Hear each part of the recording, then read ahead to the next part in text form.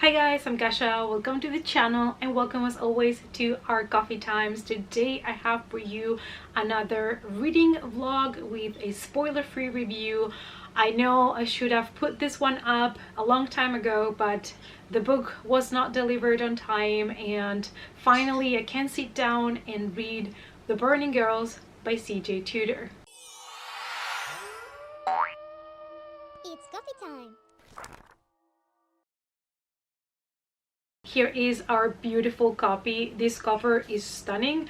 I really like the title, even though for a thriller we know that the word girls is a little bit overused, but I'm still here for it, and the concept is the best thing. We follow a reverend and his 14-year-old daughter that moved to this small town looking for a new beginning. Love stories about new beginnings, and they discover that this place has really dark past. 500 years ago, some Protestant martyrs were hanged. 30 years ago, a couple of girls disappeared, and just like a couple of weeks ago, the vicar committed suicide. He hanged himself. So what is going on in this place? Where are all of these things happening? I'm here for it. This is the 4th book by the author. I have read her other 3 and enjoyed them, so I'm just here to see if this is going to be my favorite by her. Let's start today with this beautiful face. Good morning, honey. Good morning. Rise and shine.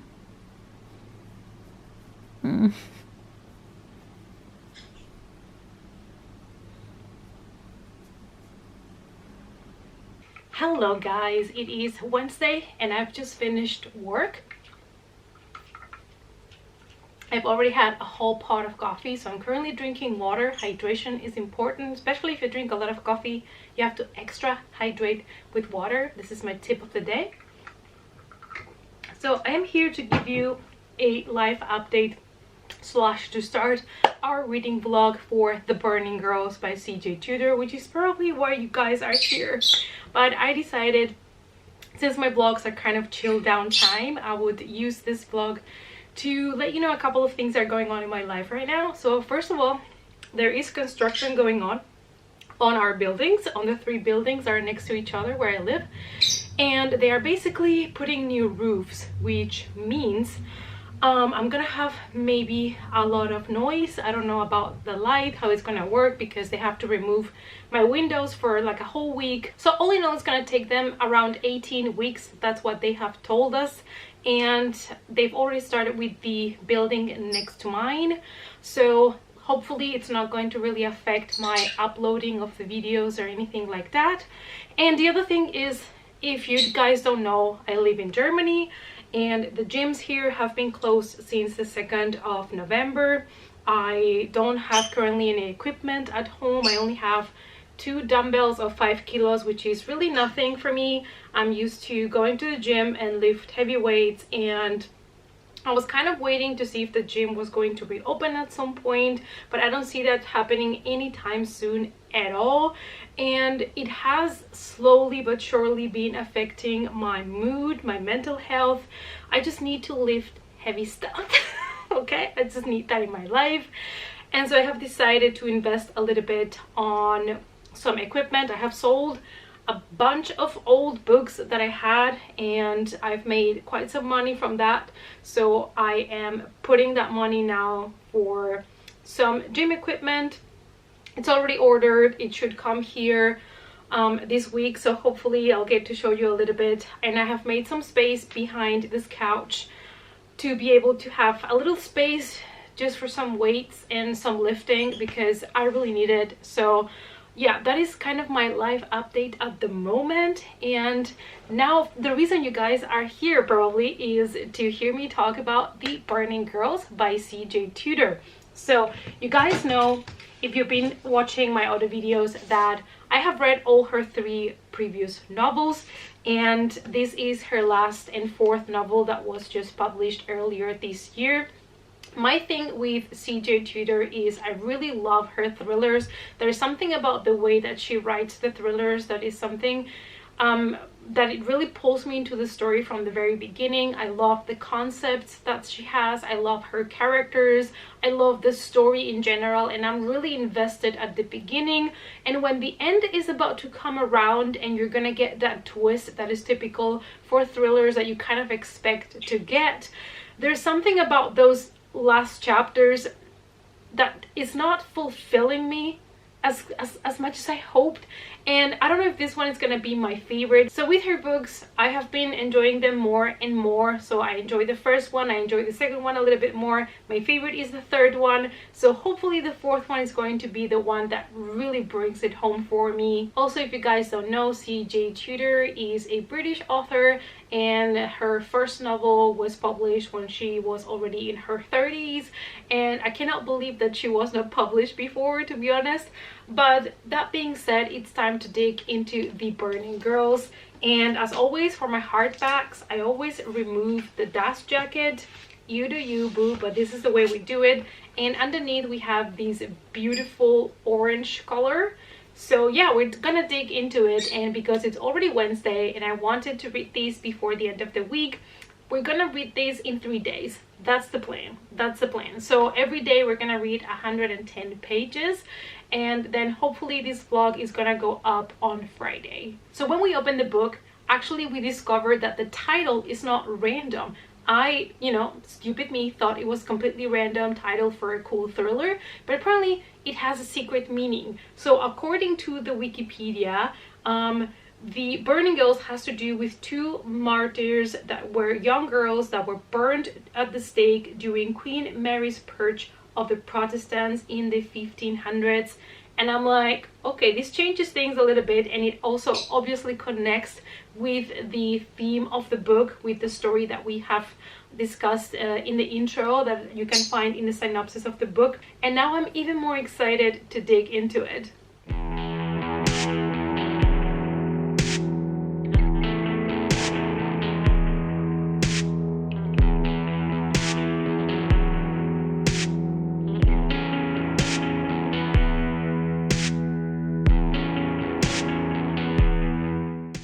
Alright guys, it's time for a quick update. So we have made it halfway through, more or less. I have read 65 pages out of 110 that I have to read today, so we are really good. And this book so far is interesting.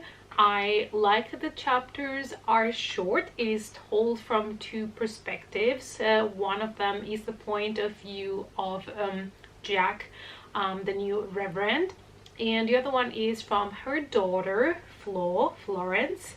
And I like that as well, that we are following from the perspective of two different women, one in her 40s I believe, and the other one is 15. The story is at the beginning, or seems at the beginning, to be simple. We follow Jack Brooks. She is going to be the new reverend in this really small village with only a couple of houses, a pub, and there's not much more there, just the chapel. And they moved there from the city, so of course for the 15-year-old Flo, it's not like the best move, and everything there is in really bad condition, like the chapel as well as the little house that they're gonna live in for free, of course, because she's going to be the new vicar, is kind of like decaying. It's very small, there is mold, there is no like internet reception apparently. They also don't have any TV connected to cable or anything, so the arrival, so to say, is not the best. Apart from that, nobody told them that the previous vicar basically committed suicide and he hanged himself inside of the chapel. And they also learn about the history behind this little village, with the martyrs being burned at the stake, with the girls disappearing, and they also receive a very weird present, which is an exorcism kit. And they don't know what to think about this, but somebody left it there for Jack Brooks. And also some of the people from town that have started talking to our main character are a little bit weird or hostile. So I am living, as always, for the small village people, with their secrets, and some of them being hostile, others telling legends and things I've heard. There is this legend that if you see a burning girl, something bad is gonna come your way. Now, I'm leaving out a lot of information, a lot of details, things that have happened, because I want you to go into this book as spoiler free as possible. So this is kind of just the gist of it. And also there is here and there little flashbacks of the past, of things that have happened. And so far I'm really enjoying it. I also love things that have to do with, you know, legends and the church, small towns, like I said. So far it is 100% my jam. Another thing that I really enjoy about the book is that Jack Brooks has mentioned that because she is a woman, she's a female vicar, that a lot of people give her certain looks, and that she always has felt this pressure that she has to be better than everybody else just because, you know, she's a woman, and she feels like she has to always try harder. And even though she has been a vicar for 15 years, she still feels like she has to try harder. So I enjoyed that they addressed that. And yeah, I love that we're following actually two females and in this small village, because at the beginning when I read the synopsis and I saw the name Jack, dumbly of me, but I assumed it was a man. But no, we're following two women, and I am here for it. Right now I'm gonna take a little reading break. I'm gonna go and edit a video, and then I'm gonna finish the pages for today so that tomorrow I can come back at you with more thoughts on the book. Hello, good day, good morning. It is currently Thursday, right, Lily? Not amused? Okay. So it is currently Thursday, and we are about to dive into the second chunk of the book. So I did read yesterday until page 120, and we are ready today to keep going. So I have a little bit more thoughts on the book, and I'm gonna try to keep everything spoiler free. So as always, there is a lot more of details and things happening that I'm not telling you about. So we're still following the characters of Jack and Flo, and they are both integrating themselves into this village. They're getting to know the people there. Jack is getting to know people that go to this chapel, meeting with them, helping them, driving them around. And Flo has made a new friend. And it is really cool to see the relationship between the mother and the daughter. I think it is really well done. I cannot talk for personal experience. I do not have a teenage daughter, but it does feel like so truthful. And the author herself, she has a daughter. I'm not sure how old, but I can totally see why she's so good at these conversations between daughter and mother. There is something that was addressed in the book about suicide, because the previous vicar had committed suicide, and Jack says that it is not longer considered a sin, and there is nowhere in the Bible that says that suicide is a sin.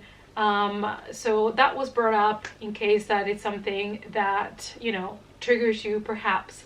Today we are going to read 110 pages more, so that we can finish this book tomorrow. I'm also currently expecting to get my package delivered with my gym equipment. It's supposed to be delivered today before 8 o'clock. They don't know exactly when, so 8 o'clock in the evening. So hopefully it's gonna come today, and then maybe tomorrow morning I can start the day with a nice workout and be sore this weekend. Lifting weights again. I just cannot wait. When it comes to the book, I'm still really intrigued about the whole plot and the mysteries and the background of this village and the people that live in there. There is a couple of flashbacks to some of the girls that disappear, things like that are really interesting to me. So far I am enjoying it.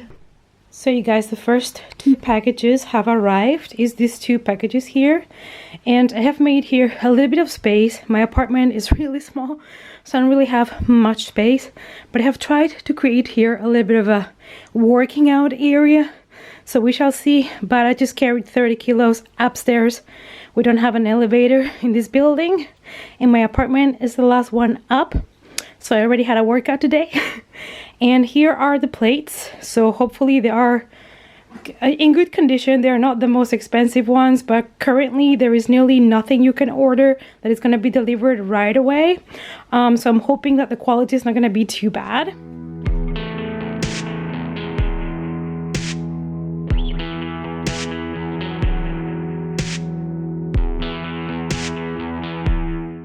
is what we currently have. We have the 5 kilo dumbbells that I already owned. Now we have some 2.5 kilo plates and some 5 kilo plates. It's still not too much weight, but it's a start because you have to start slowly after a long break with proper weightlifting. So at least this is gonna let me start training again. Also, while I do all the work, heavy lifting and cleaning, this is what Blakey does, but he's an old man, he's retired, so we accept that. There he is, living his best life, no worries. And here on the other side, we have the gremlin. Hi gremlin, what's happened? What's happened? Did we wake you up? So sorry.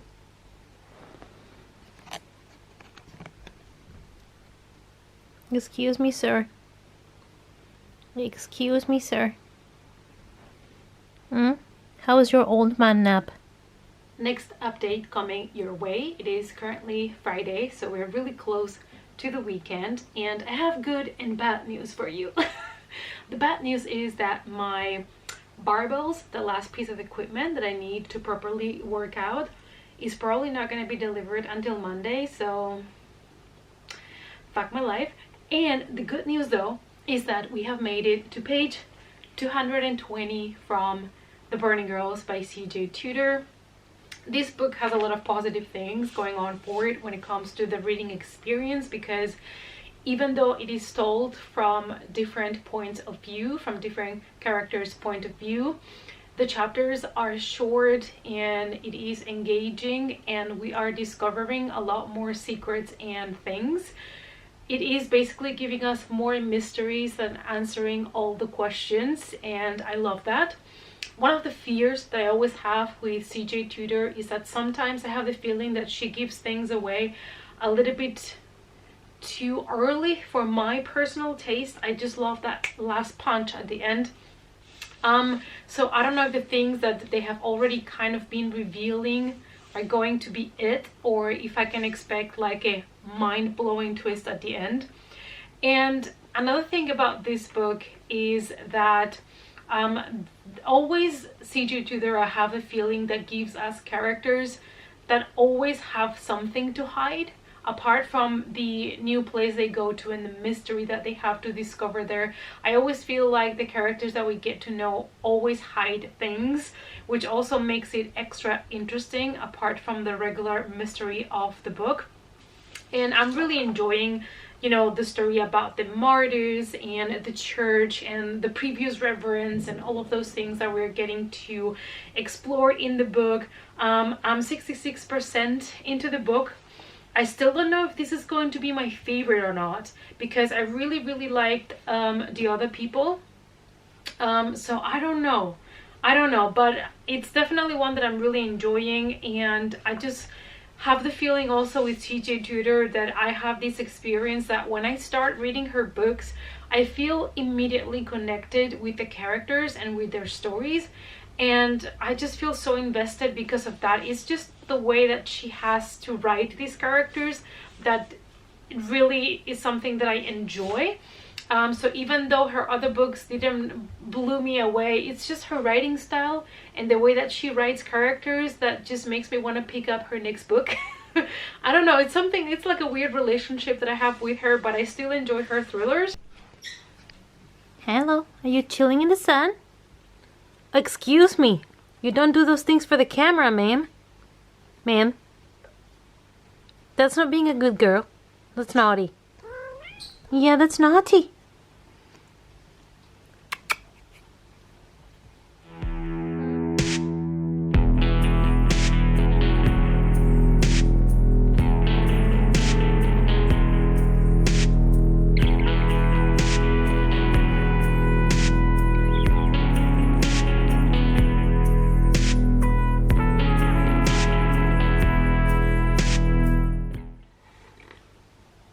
Good morning, guys. It is Saturday morning, yay weekend, and honestly I feel so much better since I decided to really invest on sport things so that I can start working out slightly properly again. So I'm feeling really motivated. You probably can see the energy that I've been having the last couple of days. So of course I'm here today to let you know my final thoughts on The Burning Girls before we jump straight to the next new release that I'm gonna start reading, because like I've mentioned before, April is full of new releases that I really want to read, and I have pre-ordered a couple of them, so hopefully you guys are not gonna get tired of seeing my face in reading vlogs. All right, let's talk The Burning Girls, and this book is going to get from me 4 coffee mugs. This is the author's 4th book. So far my favorite is still the 3rd one, The Other People. I think that she has a very distinct style, and I am a fan of her writing, and like I've mentioned, her characters is one of her strong suits. At least that's what I really enjoy, her stories. I also have the feeling that her stories are getting darker and a little bit more messed up every book she writes, which I'm here for it. Now this book is going to be for you if you love really dark thrillers that deal with small towns. This one focuses strongly in the church and religion. It was one of my favorite parts is the way that we see religion explored in the book, and our main character is very modern, so she talks about how suicide, being gay, all of that is something that the Bible never said that it's wrong or that is a sin, and I love that she's bringing up all of these topics. When it comes to the writing, it is told, like I've mentioned before, from different point of view, from different characters, so you have to be somebody that enjoy that every chapter is told by somebody else's perspective. It just keeps rotating between a couple of characters, and also we get a couple of pages here and there about flashbacks from the past, things that happened before our main character got to this small town. So you gotta love this constant change. The chapters are very short, which is something that I absolutely loved about this book, because it kept it really dynamic. And I feel like because there is a really like a strong cut between the chapters, it is easy to know who's talking next, and it doesn't really get confusing. So if you're worried about that, don't worry, it's really easy to tell who's talking to you. Coffee break.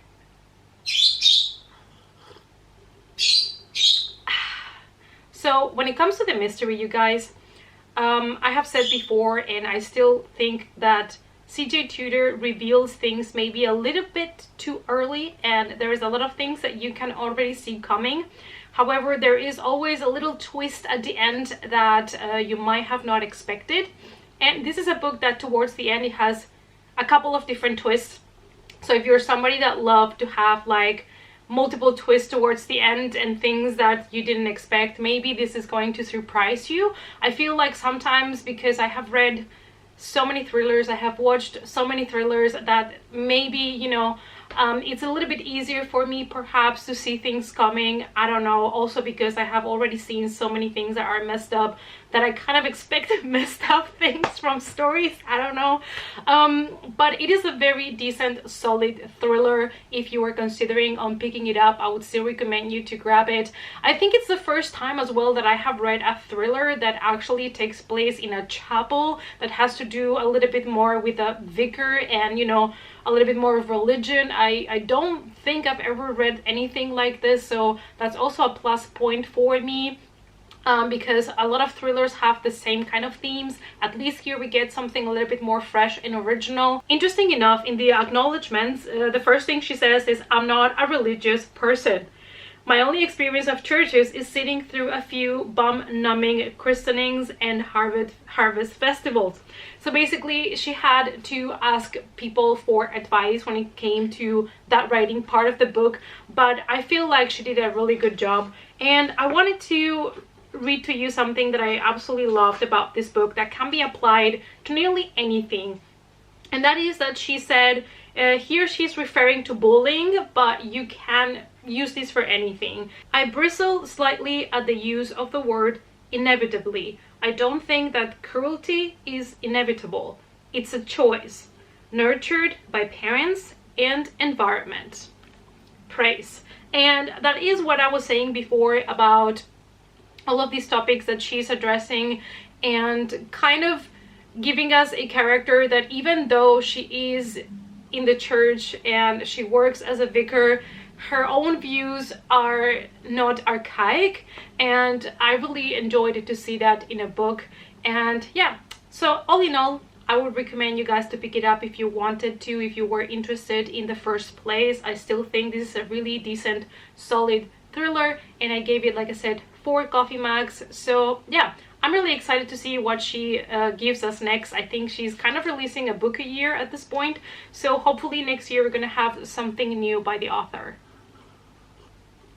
And now, you guys, it's time to go and start recording our next reading vlog, because like I said, a lot of cool things coming in the month of April. So I'll see you guys in my next video or in my next vlog.